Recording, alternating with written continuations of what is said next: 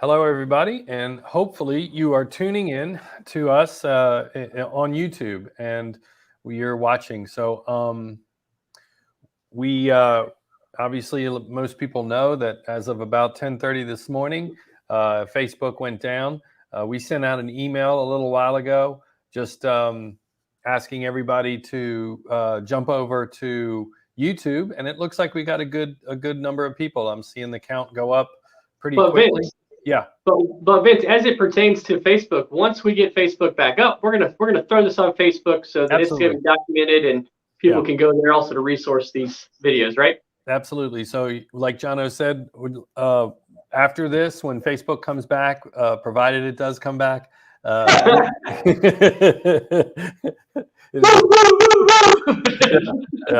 it could be the best thing in the world. It could be the worst thing in the world. I'm not going to say. Anyway, we'll upload this video into the series, so it'll be right there along with the other 3 parts and the other couple of virtual facility tours that we did at other locations. So I want to thank everybody for joining, and I see Christopher is back on. Thanks. I see the ARA staff is back on, and that's always encouraging that our own people are watching.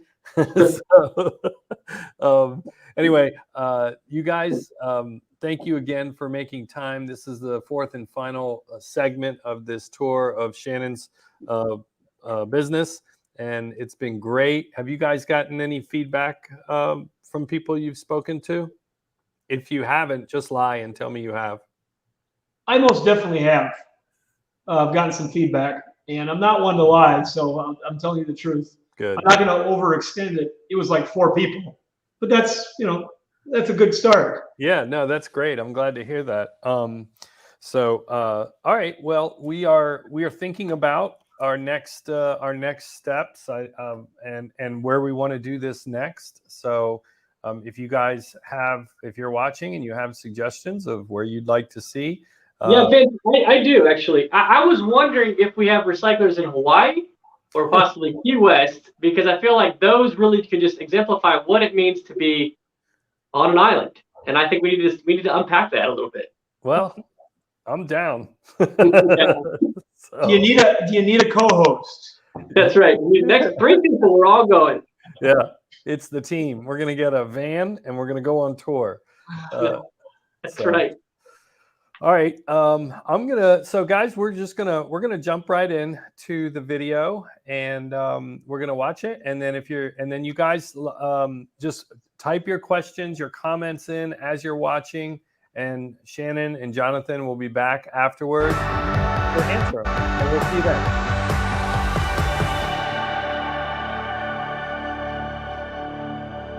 Welcome to the final segment of ARA's virtual facilities tour of Nordstrom Automotive. In this segment, we're going to be looking at the shipping and the receiving and the routing of all the product that comes in and goes out of Nordstrom's Automotive. A lot of pieces moving, and this is the next step, kind of showing them going out the door. That's right. Let's go check it out. Let's check it out.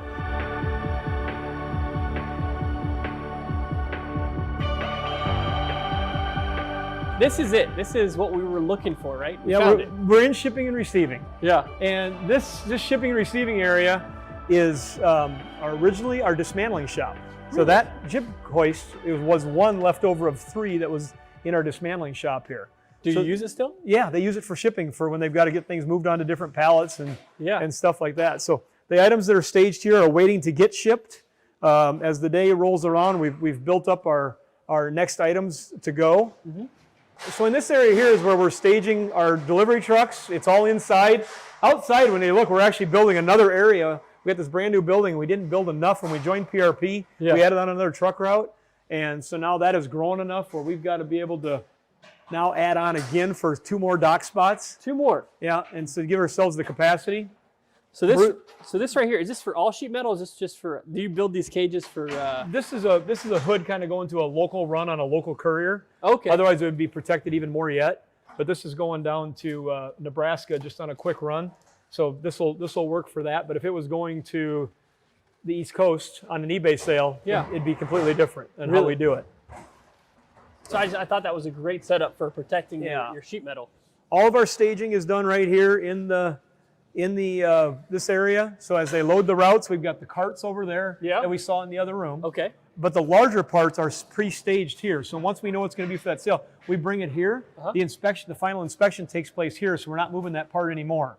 So once the guy or gal gets it moving, they're able to move it along and get it to the next step. In this area, though, we're using the easy route system to route all of our delivery trucks. I remember one day our run that goes up north, it was so full, and our driver's like, there's no way I'm going to be able to do this. I can't do this. There's no way it's going to work, and that's the one we're buying a bigger truck for, because we've been filling it up. That's a good problem. It is a good problem. But when we got into it, we come to find out, hey, here's what Easy Route says. How you doing, Ryan? Here's what Easy Route says. You're going to be back by 4:30. And you're going to make it happen, yeah. And he's like, no way. And he follow the route and see what happens. He followed the route. He pulled in here about 4:25. Did he really? Yeah. So Easy Route really does help realize what can you actually do in a day. Yeah, and then they take pictures where they drop, say it's a drop point and it's not kind of where you think it's safe, we can take a picture where we left it, archives all that. If there's a question, they go back with the sales staff, they can take a picture and it can get right back to them. That Easy Route software is really, really good. We love it. We absolutely love it. When we build the trucks, we do the multiple levels of E-Track, and then the vertical E-Track also. And then we got the cages in the front for the small parts. You know, just trying to make it safe too when it's going down the road, so if they have to slam on the brakes, that stuff's going to stay where it's supposed to be. And you're buying trucks that look nice. It's a moving billboard, right? It is, 100%. It's marketing. You're marketing all the time. And your trucks need to look good, right? It's part of the certification process is what's the appearance of the delivery trucks? What's the curbside appeal? This is all part of it. Something that's really unique to Nordstrom's that we use, it's a homegrown product out of our VRG LLC called VRG Ship Client. And we've got one portal that we do all of our shipping through. So when Michael gets ready to ship, whether it's, what are you getting ready to ship right now? 3 different sets of seats. Those seats are all getting ready to go. So that's a freight truck item. Okay. So he does the same process for that freight truck item outside of the physical work to get it ready is a little bit different as he would if he was going to ship an alternator or a headlight. Okay. And so in this system, it's automatically linked so that he can see with the invoice number, he types it in of the PowerLink invoice from Hollander. He's automatically bringing in the customer, who it is, and we've got a history in the system of that particular Hollander numbers to know what the weights and measures were. Okay. For any time we've shipped that item before. So we can start developing these things for the quoting side that the sales staff uses. Okay. He also can competitively rate shop the different vendors that we use in our area. So for someone to work into our system, we're not working right now with like a 3PL, a third-party logistics. We're working directly with carriers that we have relationships with, and then we can decide and we learn. You actually probably learn more over time. All right, we're going this direction. We've learned that this company is going to treat us the best going that direction.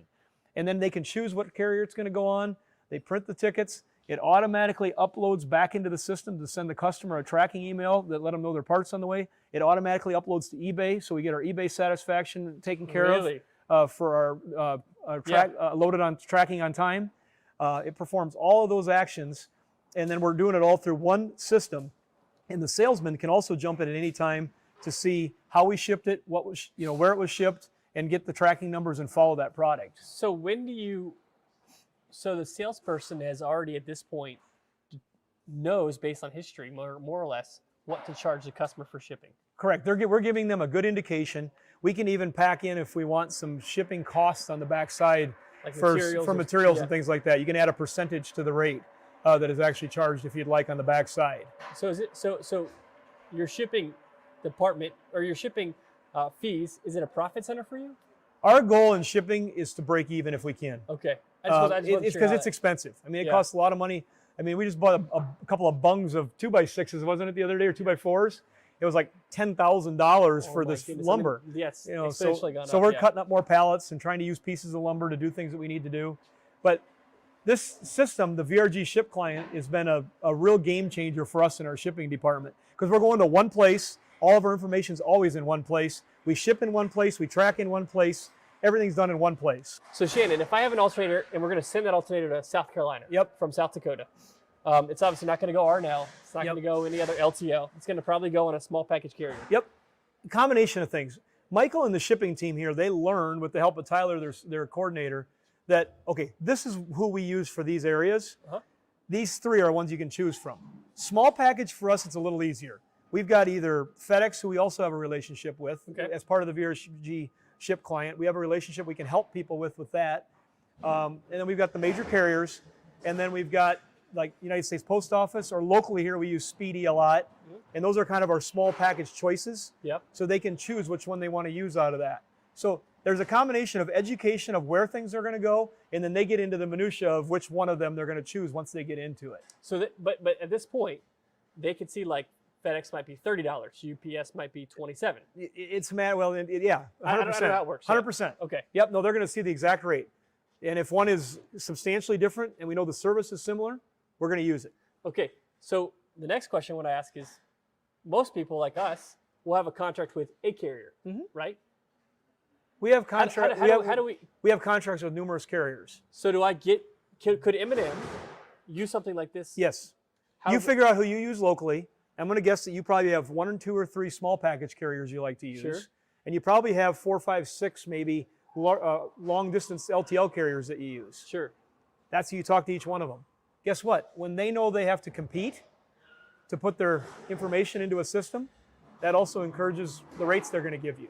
So we're also using a combination Yeah. of This is a we've foam got package, right? Yeah, foaming machine, and plus we've got the system that makes. I saw this originally at Morris Rose, but we make our own bubble wrap from the rolls, Oh, that's neat. Yeah. so that it just injects it with air and it builds it. When we need more, it builds more. It's a more recyclable product. The way the bubbles are set up, they kind of are in columns. It's a good product. It's Yeah. similar in cost, but we're not storing a semi-load of bubble wrap. You're just storing the really Yeah, thick the rolls are up on the shelf over there. Oh wow, yeah. So it just keeps everything out of the way, and you blow it up as you need it. So like in the morning when it's not as busy, they can make a whole bunch so that when the day gets going, they're ready to roll. So yeah, so we have this at ours as well. Yep. And this has been a nice addition, especially to high dollar headlights, tail lights, because it foams to the package Yep. itself. The part Well, and you're the real shipping. and the real heavy items too. Like if you try to do a small differential or yeah, something and like that. because you can put the density at different rates. Yep. And you can lease these or you can buy the machines. Yep.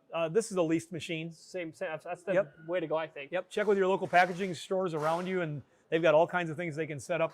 You'd be surprised. And on a busy day, we'll ship out 150 to 250 small packages every day Okay. between the different carriers, and anywhere from 15 to 35 LTL freight items. Anything from a front clip like this F-150 front clip that just came in on PRP, Yeah. to an engine, to a transmission, to a wheel, and everything in between. So, And so- are those all eBay orders or are those orders across the board? Everything. Okay. That's everything. That's everything. Absolutely everything. Because we ship a lot of things in South Dakota and in the rural areas here. We can't afford to run a truck there. Or you'll just We'll just ship it to them and make a deal that way. This is your ship to price for this customer. makes sense. And so how many trucks are you running out that are your trucks, Nordstrom's trucks on the road? 6. 6 trucks. Yep. And they're going to cover.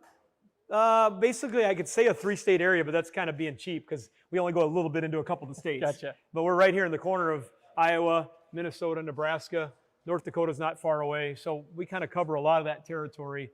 Well, we'll work our way into the kind of the office side of things. The guys and gals they're going away in here selling parts, Yeah. and this is Wholesale accounts? wholesale accounts, retail, whoever answers the phone. Most of the phone answerings happen here. We're doing Podium with text messaging. We're doing Skype.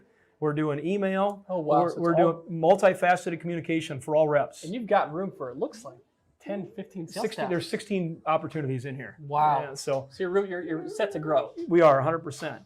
So when we come in here, we'll pick on Rodney because he's standing right here. But he's got his power link up on the screen that he's working parts searching with. Mm-hmm. He's got his that's his Podium text that he's got up right now. He's actually texting somebody on their personal device pictures of a part and different things. That's something that we use a bunch of. And then I just want you to switch over to your easy screen, if you would. So he's got a communication there with a production tech showing a picture. Well, that's a picture of that rack and pinion that we were just yeah. that we were just out in the shop showing that tie rod end boot that was broken. May or may not be a problem for his customer. Maybe they're putting new tie rods on it anyway. Something that age may or not, but at least we're going to have awareness of it. He can make a choice of how we're going to handle that. Absolutely. He answers that back. That releases the part from production hold to go So or hold. So when Rodney answers it back, It's automatically Now available it's to good to go. move. Yeah. It can move then. But he also has his queue, his jobs. This is all his open work that he's got in the system right now being worked on. Those are all things that he's sold. okay. And they're broke down in between parts that are waiting, new parts that were ordered, He's got his yard parts that we're waiting on and parts from dismantling. So those are all his different things that he's waiting on so he can keep track of the work that he's got going on. And each one of the reps can independently do that. And then up top, let's not forget this. Oh, sure. Up top, we got this. This is kind of important too. This is your call. That's our phone system. Okay. Yep. And right now, I mean, our phones get hammered. Right now, we got 8 waiting. There's one been waiting for 5 minutes. People are tied up on things, so we're able to kind of get a picture of what's going on in the system. That's good. Yeah, and so I got that same thing there in my office too. So yeah, we've got some room to grow, and we've got some other rooms. One of those rooms back there is our ARA University training room. In here we've got where Brian and John and Craig, they focus, this is the online focus area. So whether it be eBay or other online transactions that we do, this is kind of the think area for that.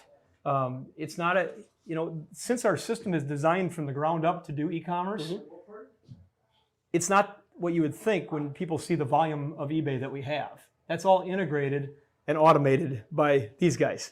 But they're sourcing new parts, they're working on e-commerce transactions, they're doing e-commerce communications with customers. That's all happening right in this area. So this team in here is also who's determining what parts they want to sell off of a car that maybe have high demand on eBay as well, or on e-commerce platforms? Craig and the guys will decide based on demand that what part types, I shouldn't say demand, based on what we've learned is good to put online. Sure. What sells well online, what things people are looking for.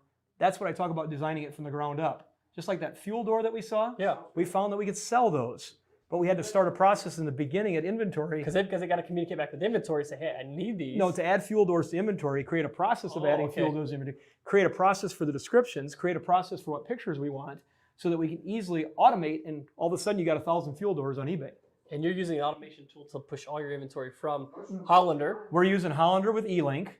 To go to eBay, okay. And we've built an intermediate tool in the middle it's a homegrown thing, it's our own, and we can customize that stuff in between the Hollander process and the E-Link process. Okay. And then E-Link it creates the final push between it. Tim and Alan, Alan's out and about here, but Tim and Alan are in right now, and they're our market development specialists, business development. Okay. And so we've had people on the road representing Nordstrom's for, how old is Michaela?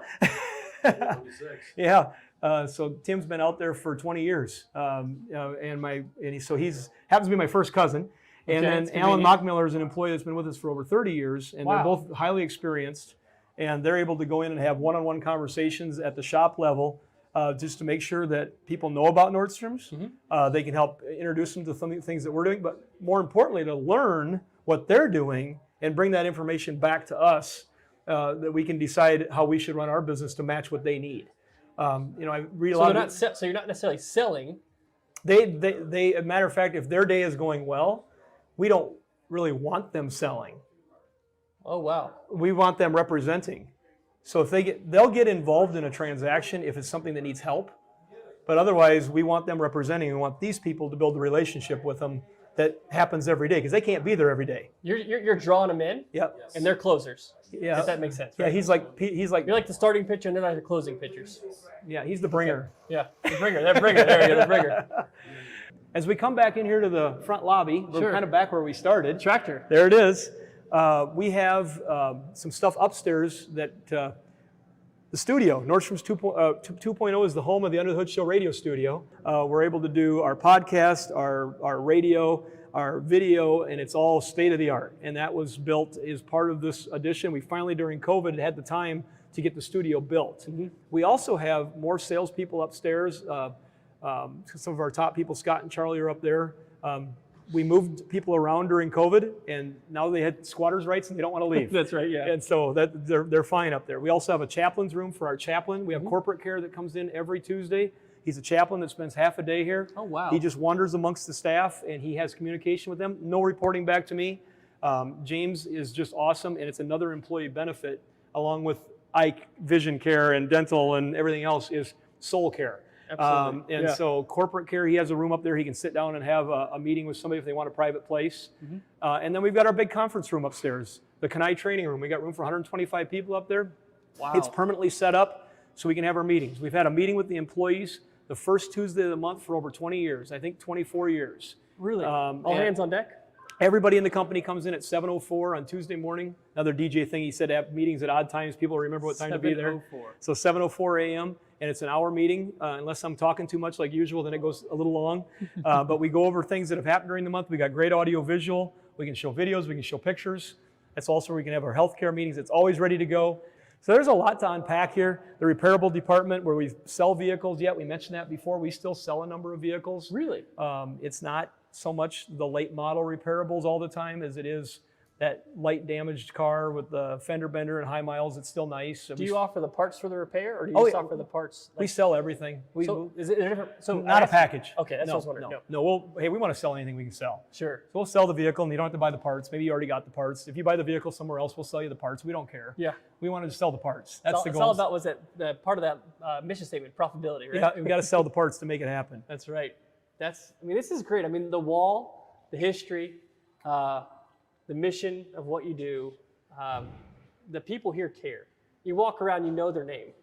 One of the things that I commit to, and I've committed personally to also for 20 plus years, is I do a review with each employee where I take them for lunch once a year. Oh, wow. And so we take an hour and a half together to sit down and have a meal, talk to each other. I take their review information from their manager, review it with them if there's a high point that needs to be praised or a low point that needs to be challenged. And we do that once a year. We make sure of it. It's on a schedule every month. They get to choose where we're going to go eat out of some places in the area here. And it's proven to be a really good way for me to get information to help run the business. And it also gives them the confidence that I care about them, because I really do. Yeah. And that's a big time commitment. But there's days it's hard to get it all in, but I wouldn't trade it for nothing to be able to keep that connection with the people. It's hard enough right now to get the folks to work in your businesses. I want to make sure we're taking care of the ones that we have here, even as we're out prospecting, trying to find the other people that we need. We've got some empty dismantling bays right now. We need people. Everybody's looking for them. But I want to make sure the people that are here know how much we appreciate them as much as we can. Well, I appreciate you, Shannon. I appreciate your time you've given us and the time you've given to this industry. Thank you.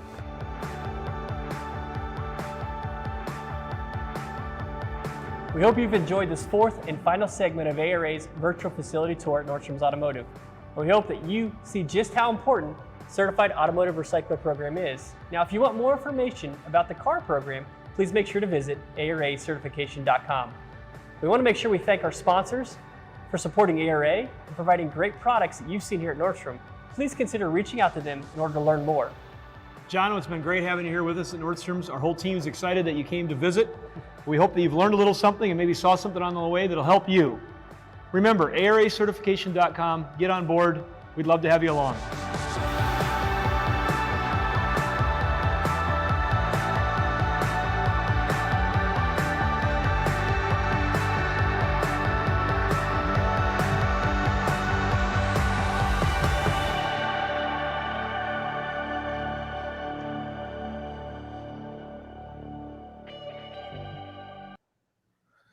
All right. Well, before we dive too far deep into this, I wanted to recognize a couple of comments that we got. I don't know if Shannon, you and Jonathan can see these, but this was a really nice comment that we got from James.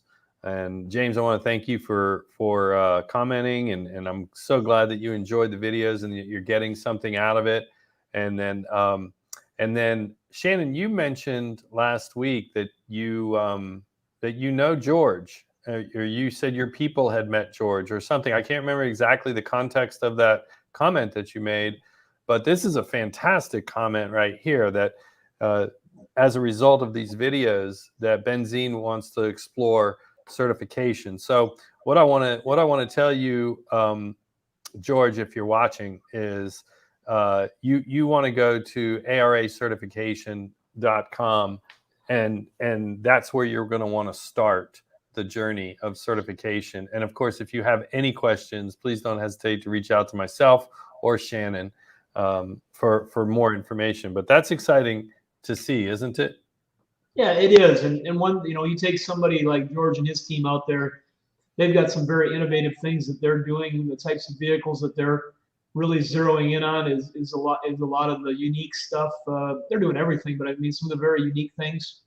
And when you do that, just like I started from a repairable business with my parents, with a junkyard in the back, to transform that to a parts business that sells a few repairables, is the certification was what was my roadmap, because I knew from what I'd learned over the years how to do business, and our family knows how to buy and sell.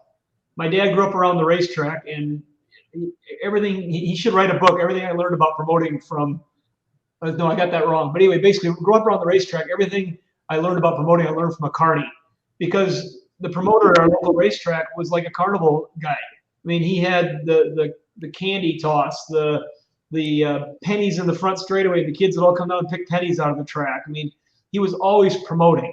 And that's what we grew up around, was this crazy, like, minor league baseball almost environment. And so, we learned about promoting. We learned how to buy and sell because we were trying to survive. As our mom and dad taught us when we were kids that, no, we got to be able to sell this stuff if we're going to make it. That's how we're going to pay the bills. That's how you get the Nike shoes that all the other kids have that you don't. Is you got to do this stuff. I sold my daughter's high school teacher a Mustang, and that's how I got an Atari. I think it's bribery now that I think about it. But we knew how to do that stuff because it was just part of our family. Yeah. But what we didn't know was what it takes to run an auto recycling facility, as far as all the responsibilities that come with it. So the ARA certification, to me, provides you that foundation for a growing business, a new business, an existing business, to cover the majority of the bases, the things that'll get you in trouble if you don't take care of them from a logistics standpoint of the bureaucratic side of things, the environmental side of things, the employee and safety side of things. Those are the things that it zeroes you in on, and just one by one, you can start clicking them off. And you said journey. If you've got an existing business, I'd call it far from a journey, more so than a checklist, to make sure that there's things that you're already doing that'll be check, check. Mm-hmm. Actually, now it's all electronics with click, click, click. Write a few notes, take a few pictures, use the points protocol system that we've developed through the committee with a great committee work, where we got a great committee that's active, and just work your way through that process. You can get your electronic record today and start working on it. My goal is to get mine done this week for this year. It's a self-audit year, and have it ready before the next meeting we have coming up next Tuesday for our committee. See how that goes. I got a little minor hand surgery next Tuesday, and I might not be able to type for a few days, so I got to get this done. I'm sure you can find someone to type it for you. I myself or Benji, our assistant manager, we usually do it. Yeah. It's always good to keep up on that stuff. But I'm rambling now. But I guess what I'm getting back to is George and his team, as an example, they're running a good business. But just, you can use this process of ARA certification to make sure you've got your house in order. Is it 100% protection if your local bureaucrats come in and start looking around? No, it's not. Is it high, close to 80, 90%, you're going to be in a better place? 100% yes. And also, once you get somebody in your business and they start talking to you, and you bring out, and say, hey, look at this. Here's our certification program. We're part of our National Trade Association. You may diffuse a person that's looking for something. Yeah. Yes. It's worked for us. Yeah. They're interested that you have, oh, you do this? Oh, you do that? It helps. There you go. I'm ranting. I'll stop.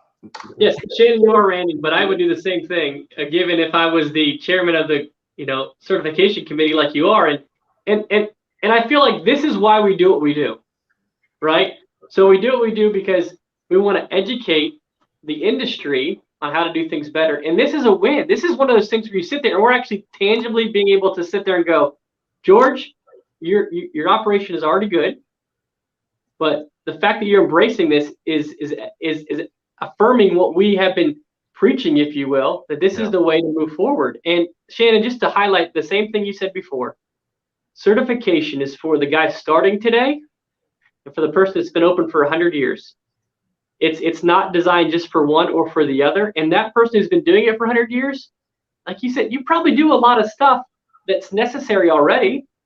And the person that's starting, what an opportunity to have a roadmap to just to not have to wander in the wilderness for a couple of years figuring out where to start. So Yeah. this is awesome. It's exactly what we were hoping for, is that the traction would begin to take place for the certification, especially as we begin to unpack the electric car certification process we're going to be unveiling shortly.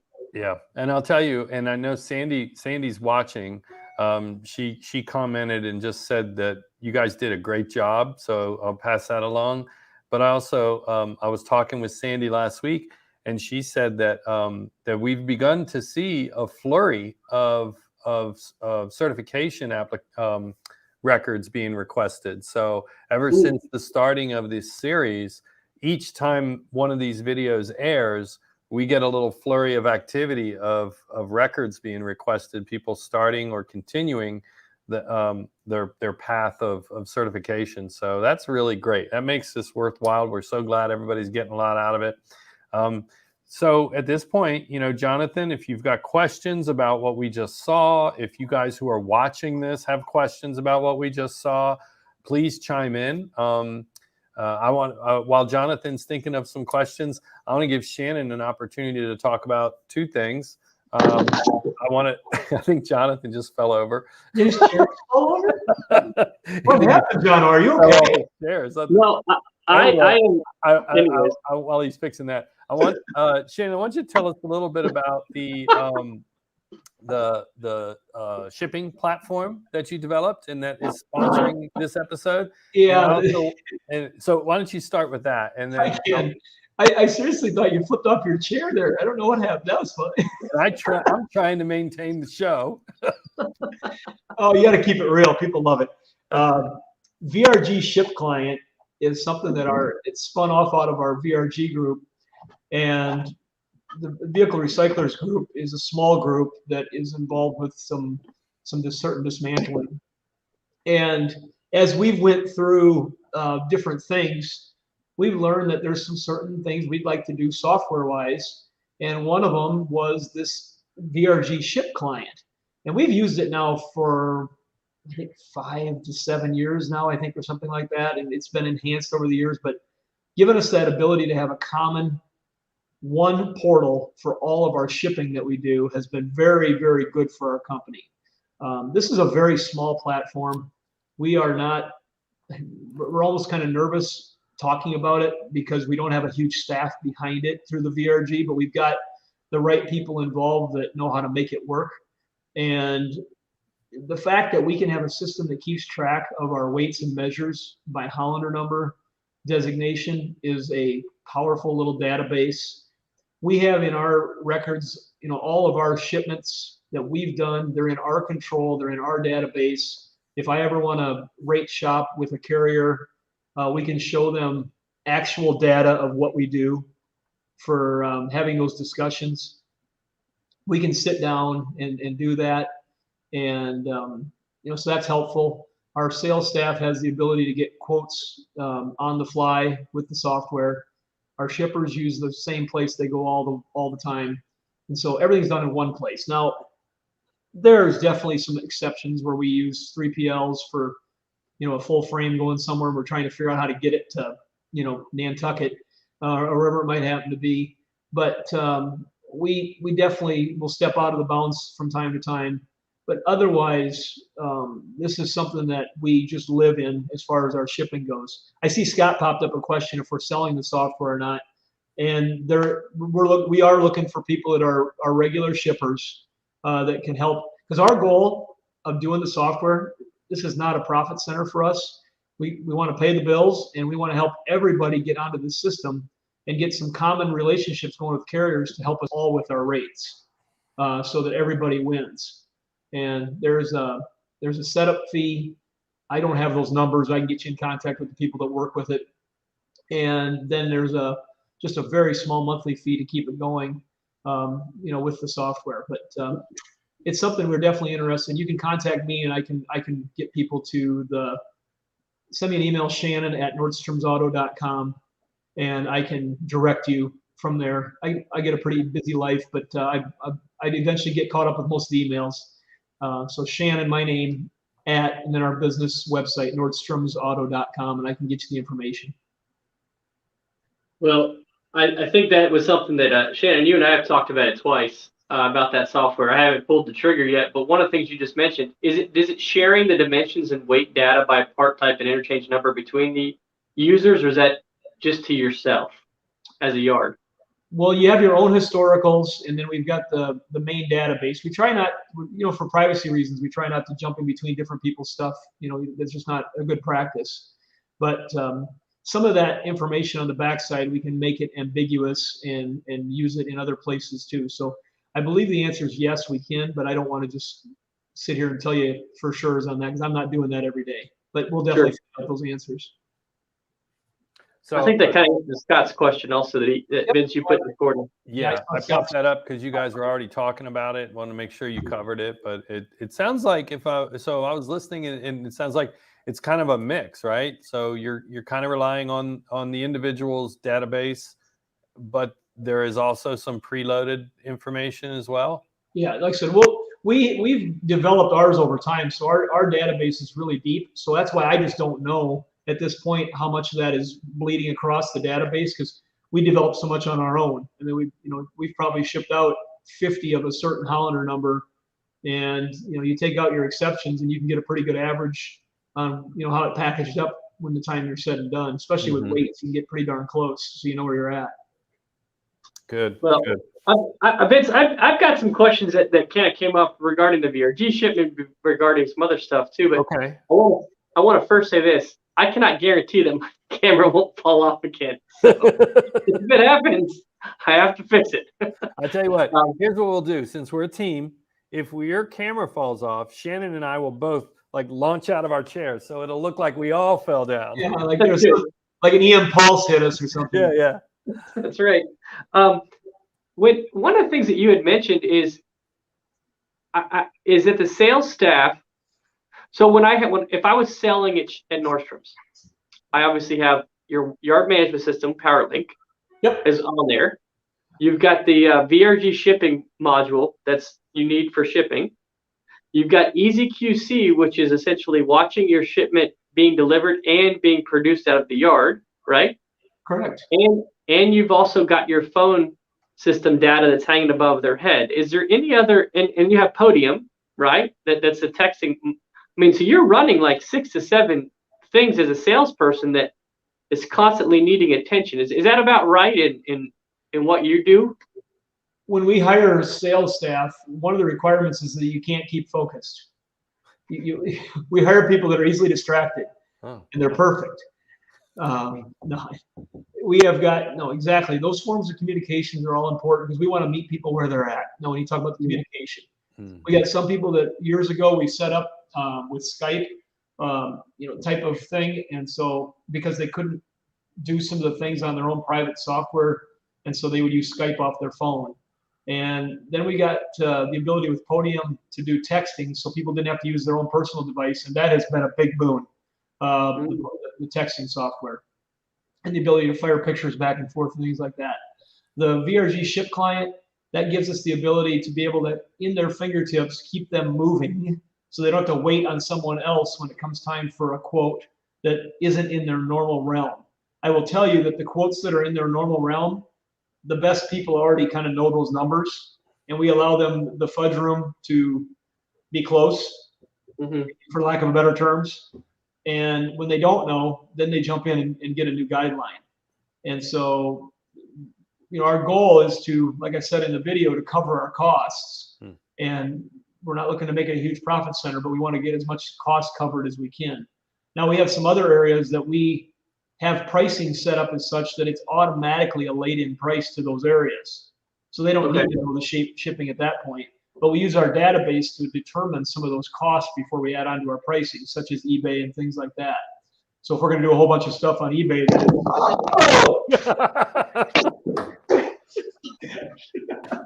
oh man! Look at this.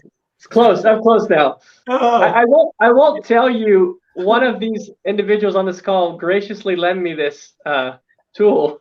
And it wasn't Shannon. No, and that individual also told you when he handed it to you that when he used it, he duct taped it because the suction cup wouldn't stick. So let's tell the whole story, Jono. I'm just working on my politician stuff. Yeah, just no, part you're of the story. doing Yeah, Just like Facebook, when things go a little weird, take it down. yeah, yeah. Okay, All right. so the ship exec then gives, I don't even remember where I was at, but it gives us the database to be able to fall back on, just like we just did. We just fell What back. she just did. And it makes it easy for that to get done. So they're watching the ship exec. And then, of course, the phone is more for a visual reference to make sure they keep track of who's in, who's out. You know, we're working on that yet. Our phone stuff, I got some work to do. We're looking at a new system coming up here again on that. I'm not happy with where we're at that at all. We've made some really good improvements this year, but I'm looking up at the board right now. We got work to do to get our service levels up. And so that's something that is there for more for a monitoring standpoint to know who's in make busy and who's in do not disturb and where they're at. You know, and all those different pieces. They all have their place. And I guess what I was trying to get to is we want to meet people where they are. If they want to email, we'll take an email. Mm-hmm. If we know you and you want to text and email to us, well, we can do it. We build that personal relationship, and then you can hand that off to one of those other forms. You more than likely aren't going to start with somebody on Skype, but you end up on Skype because it's good for them. So we want to have our people to have the ability to meet them wherever they are. So email, Skype, text, phone, carrier pigeon. We have 2 carrier pigeons. You had 3, but then there was. My dad didn't shoot them when they were younger, but they're like crippled carrier pigeons, but they can get there eventually. So and we still got people that use the mail, believe it or not. We're out in the middle of the country, so some of our old timers, we still get some mail and go back and forth. But no, we want to be able to do whatever communication works for somebody and meet them where they're at. Good. Yeah, that's good. One of the things, Shannon, that I thought was so interesting, and I appreciate it because I've been to facilities that aren't like this, and it's that you knew your staff's names Mm-hmm. and you knew a lot of their stories. And you highlighted that in this episode by referencing your desire to go to lunch once a year if you can with the staff to kind of review where they were. But also last episode, you made it a point of saying, you know, you're there to do their introduction, right? And I almost thought about this really crazy reference. If you remember the original Jurassic Park, John Hammond was doing the teaser when they were walking around looking at the Jurassic Park, you know, as anyways, my kids watch Jurassic Park now, so I've watched it way too many times. Anyways, you reminded me of John Hammond when all the dinosaurs were being born. He wanted to be there, right? You're there and you're part of your staff's story, and they're part of your story. And so I thought that was so interesting because it's an aspect of retention that you mentioned today in an environment that's really, really hard to hire people, is that we try really hard to hire people, but do we try as hard to keep the people that we hire, right? And then I want to add one more thing onto that level is, you know, we oftentimes look at the reason that people want to be with us is because of our compensation package. And that's a big deal. And what we service, what insurance policies or plans we might give, but not only are you giving your time, you're putting a chaplain in place. And I think that that's approaching an entirely third tier of a person. You've got emotional, you've got physical, and you've got a spiritual need, regardless of where you are in that spectrum. You want someone to know you can care about them. And I just think that's critical for you, man, and for your company's success. And I don't know if you want to talk about that right now.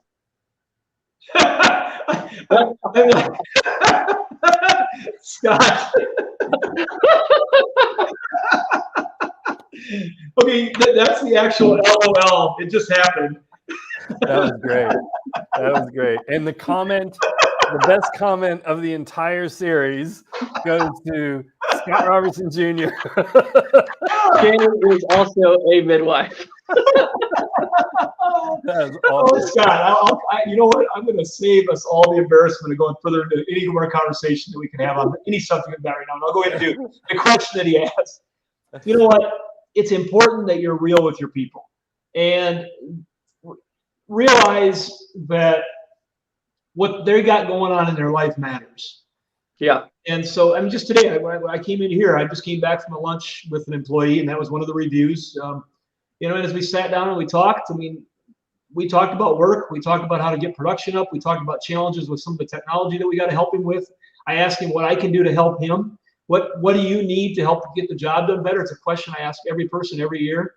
But then I also sat and talked about his favorite dog that died last year, and there's some family losses that they had, things that have been going on in his life. And so we try to remind everybody at those employee meetings that life is happening for every one of our 75 people in this room. And you never know where somebody's at in that spectrum. Now, it doesn't mean we all go around and just, pat everybody on the back all day long, because that's not very productive. But we do want to remind people that there's times where people got something on their mind.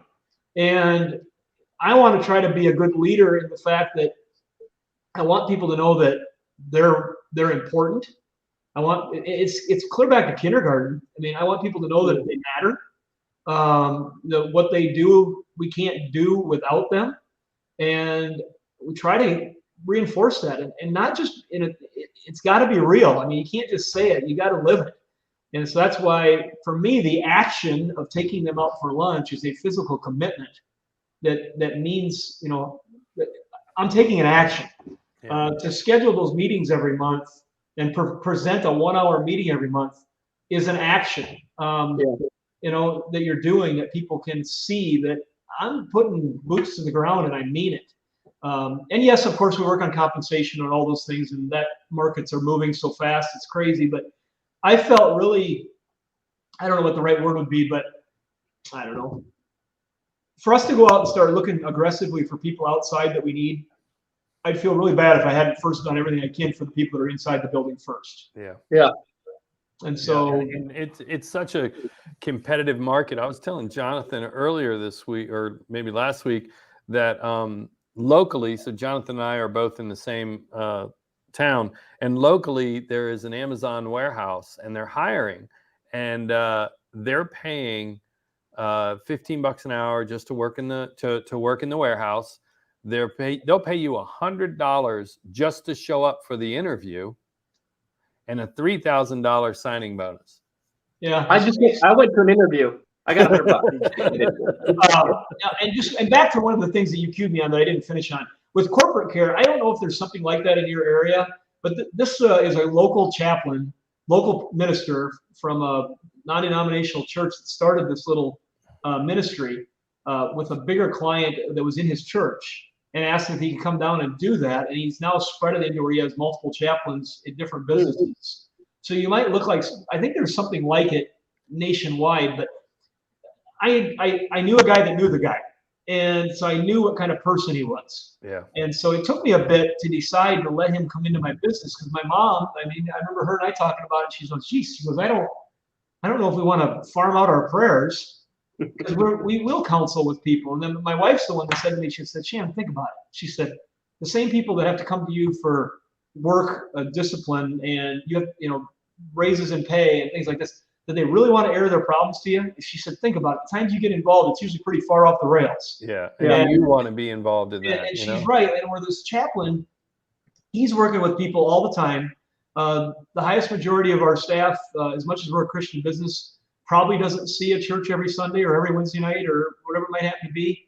And so this is just a good place to put that foundation for them of something they can cling to. And what we've seen over the years of doing it now, I think we're into our 5th year of having him here, is that we've had him help people through losses in the family. We've had him coach people through kids being born, weddings. He's used his connections through some programs that are available through the faith community to help people with financial problems. He's helped people that have been depressed and suicidal. He doesn't tell me the names, but he just every once in a while give me a checklist of the types of things that he's talking to people about. And so it's been really neat when I get a sheet, the review sheet that we use for an employee each year, and we have them write down areas of concern, but we also have them write down something that they've seen improved in the last year, because we want to make sure that they take the time to recognize that things have gotten better in some areas. Yeah. You're to always recognize what needs work. And when I see corporate care written down as a thing that they like, a positive, that's for me, that's the ultimate smile. Because you know that our business is about helping people with automotive parts. It's about growing and taking care of our families. But we firmly believe that this business is our pulpit, and it's our opportunity to reach people for the good of the kingdom of the Lord, and be able to have an opportunity to spread some light in their life, whether that be a vendor we work with, industry friends that I get to know, employees, customers over the years. We're not going to hold them in the corner and try to convert them, but they're going to know what butters our bread for sure. And that's where I love it. I thought it was great. You know, I've had some opportunity to take some chaplain courses, and you know, obviously there's a role for that in the military. There's a role for that in the private sector. There's, you know, we have real people with real problems that really want to come to work, and the thing that is enticing about that scenario, what you're painting, is the fact that there's a safe person they can talk to, and it's not their boss. It's not the guy that's going to sign their paycheck or judge them maybe differently if they've got a problem they want to walk through with somebody else. And you know, I think that's really big. And Shannon, one thing, you 70, 75, 72, whatever the number is today at Nordstrom's Automotive, that's the number of people who come to work every day, but you're really taking care of about 350 to 400 people, right? Because it's not just the employees, it's the families. Yep. And you know what? The thing we do as bosses, I hate to even call myself a boss, you know, backwards, that has a different connotation. But we've always got an agenda. And, you know, I've got it. You heard my training room is the CANI training room, constant, never-ending improvement. I want to get better all the time. Well, that's not just financially, or that's not just more cars dismantled. That's how can we help people improve their life? And one of the biggest things that makes me feel good is we have people leave. That doesn't make me feel good. But when they ask to come back, and it happens a lot, that makes me feel good, because they felt something that made them comfortable enough that they would come back and do a second tour with us. We got one that's on a third tour, I think, with us. And they're good friends. And I guess the thing I have to just finish the statement with, I just didn't quite get there on the end of it, but I've always got an agenda. I always want to get better. But don't forget, your people have an agenda too. And it's okay to recognize that every once in a while. And taking that feedback is something that when I do these reviews, I sometimes write down a half a page of notes from somebody of things that they've noticed. And there's a little bit of this person, that person, you know, they don't want to look at this person. But, you know, I keep those notes, and I decide as the owner how I want to disseminate those into my plan. And a lot of times I learn things that just day by day goes by, and they get missed. And they get swept under the rug because it's not that important to you right then when they've probably told you about it already.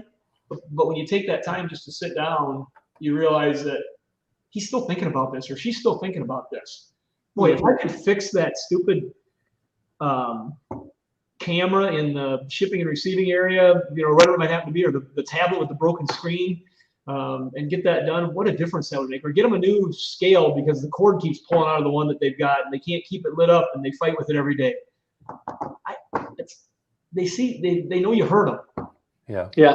And Vince, I was parking there for a second just because I feel like so many places we go right now, we talk to people in our industry, just in culture, and you know, the restaurant business. There are signs on some of the restaurants around me that will say, "Sorry, we're only open 3 days a week now."